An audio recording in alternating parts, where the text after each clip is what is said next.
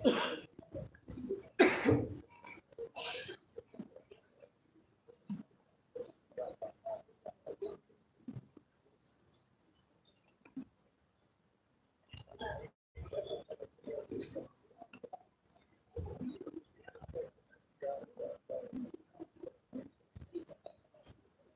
तुल्य माननीय डॉक्टर इंद्रेश कुमार जी और मंच पर विराजमान गणमान्य अतिथियों को भी मेरा करबद्ध प्रणाम। आज के इस सम्मेलन में आए अतिथियों को भी मेरा नमस्कार। आज के इस अवसर पर हमारी उपस्थिति ये दर्शाती है कि हम देश की अखंडता, एकता और धर्मनिरपेक्षता के प्रति संगठित हैं। चाहे हम किसी भी धर्म से संबंध रखते हो, हम एक बहुत ही महत्वपूर्ण विषय पर चर्चा करने के लिए यहाँ एकत्र हुए हैं, जो वन नेशन वन लॉ अर्थात यूनिफॉर्म सिविल कोड या समान नागरिक संहिता है। गोवा में हमारे पास पुर्तगाली समय से समान नागरिक संहिता है और यही भारत का एकमात्र राज्य है जहां यूनिफॉर्म सिविल कोड लागू है। और यही कारण है कि अन्य राज्यों की तुलना में गोवा में सांप्रदायिक मतभेद नहीं है और ईसाई समुदाय इसका भरपूर समर्थन करता है। आमतौर पर भारत के ईसाई समुदाय को इससे किसी भी तरह का प्रभाव पड़ने की कोई संभावना नहीं है, बहुत ही कम है, क्योंकि कुछ बिंदुओं को छोड़कर अधिकतर ईसाई रीति रिवाज पहले से ही यूनिफॉर्म सिविल कोड के अनुसार हैं, जिसमें marriage registration, divorce, inheritance, adoption और सक्सेशन है। ये एक तटस्थ कानून है और मेरा ये मानना है, मैं मानती हूँ इसको, कि धर्म की स्वतंत्रता से इसका कोई भी संबंध नहीं है। धर्म की स्वतंत्रता हमें संविधान में मौलिक अधिकारों के रूप में दी गई है, जो जैसी है वैसी ही रहेगी। इसके अनुसार लिंग की परवाह किए बिना आय और संपत्ति का विभाजन समान रूप से होना पारिवारिक स्थिरता को भी दृढ़ता प्रदान करेगा। इस समानता के कारण परिवार और विवाह नहीं टूटेंगे और बच्चों का भविष्य भी सुरक्षित रहेगा। निश्चित रूप से यह स्वतंत्र, निष्पक्ष और समान अधिकारों का कानून है, जो ईसाई धर्म की मान्यताओं से बहुत हद तक मेल खाता है। हालांकि यूनिफॉर्म सिविल कोड का लागू किया जाना दो कारकों पर निर्भर करता है। पहला है एक समान नागरिक संहिता का मूल तत्व और दूसरा है इसे लागू करने के लिए अपनाई जाने वाली प्रक्रिया।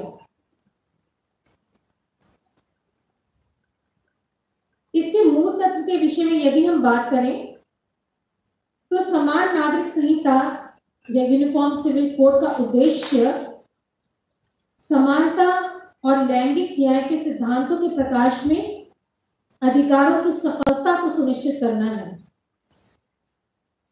इसे लागू करने की प्रक्रिया के संदर्भ में यह देखना आवश्यक है कि व्यक्तिगत कानून धार्मिक विश्वास से आंतरिक रूप से जुड़े हुए हैं।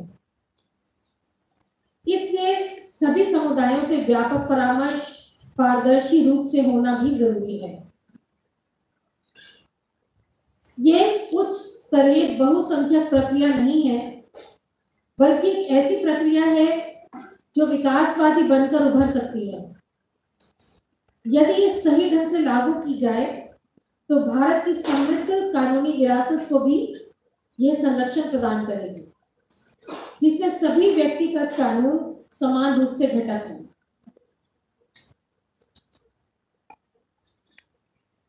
यूनिफॉर्म सिविल कोड का संहिताकरण और कार्यान्वयन ही केवल लिंग और धर्मों के बीच अपेक्षित समानता का आरंभ नहीं कर सकता है, इसके लिए समुदाय द्वारा स्वयं ही इसका आरंभ किया जाना चाहिए।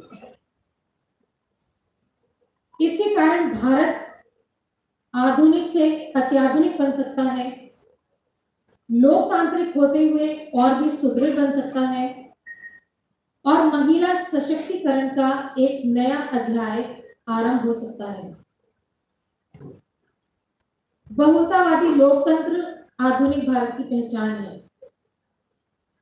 इसलिए बहुलता में सद्भाव की भावना को ये जन्म दे सकता है। धार्मिक अल्पसंख्यकों के द्वारा अनुभव किए जाने वाली हाशिए की भावना को भी ये समाप्त कर देगा, क्योंकि इसके द्वारा सामाजिक संबंध मजबूत होंगे।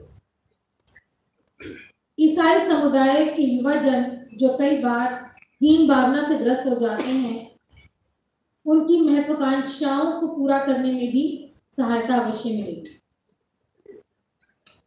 काफी लंबे समय से यूनिफॉर्म सिविल कोड के विषय पर चर्चा चल रही है, किंतु पर्याप्त रूप से इसे संबोधित नहीं किया जा सका। ये सच है कि महिलाओं के विरुद्ध भेदभाव को दूर करने और लैंगिक न्याय के लिए प्रत्येक धर्म में सुधार की आवश्यकता है।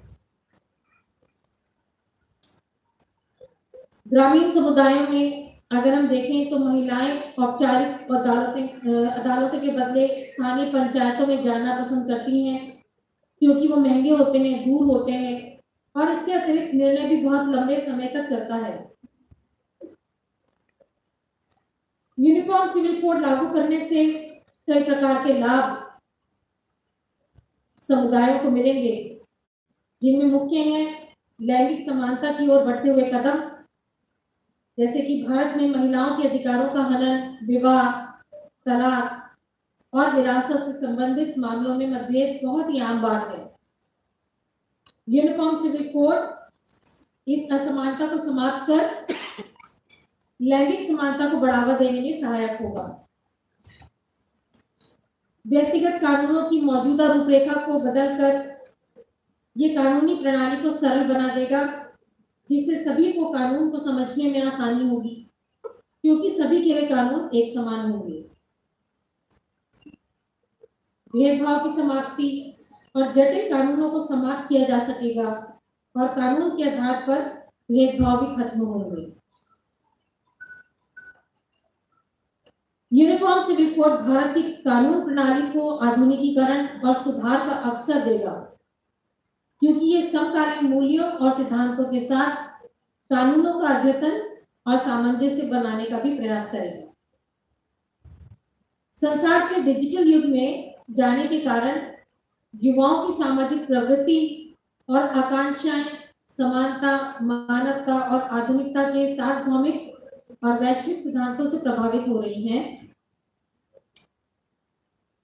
समान नागरिक संहिता के अधिनियम से राष्ट्र निर्माण में उनकी क्षमता को अधिकतम उपयोग करने में भी सहायता मिलेगी।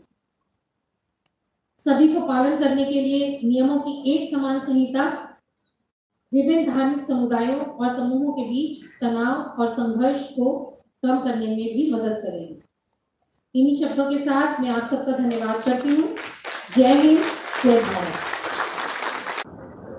मंच के और उपस्थित सज्जन इस सदन में इस करने में बैठे हुए आप सब यही सोच रहे हैं